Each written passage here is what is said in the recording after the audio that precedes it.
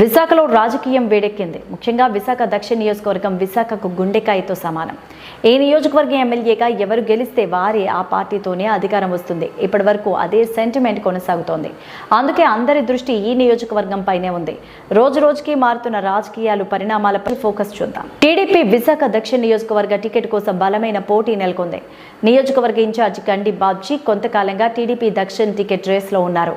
Cinema నిర్మాత, ప్రముఖ సంఘ సేవకుడు, Upakara charitable trust founder Kancharla Achyutarao పోటాపోటీగా టీడీపీ టికెట్ కోసం ప్రయత్నిస్తూ అంతే పోటాపోటీగా పార్టీ ప్రచార కార్యక్రమాలు నిర్వహిస్తున్నారు.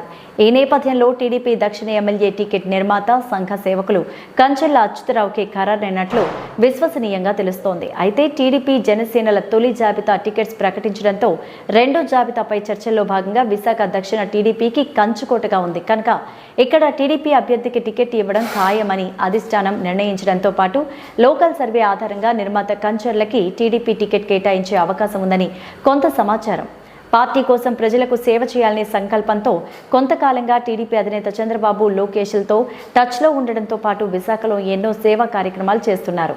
అలాగే ఎంపీ అభ్యర్థి శ్రీభరత్, నారా లోకేష్ల మద్దతులు కూడా ఉండడంతో కంచర్లకే టికెట్ కేటాయిస్తారని అతని అనుచరులు చెప్తున్నారు.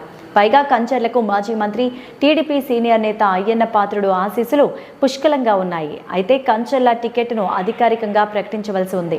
అంతవరకు ఈ సస్పెన్స్ తప్పదు. కాగా నిర్మాత కంచర్ల అచ్యుతరావు ఉపకార చారిటబుల్ ట్రస్ట్ పేరిట గత 20 సంవత్సరాలుగా ఎన్నో సేవా కార్యక్రమాలు నిర్వహిస్తున్నారు.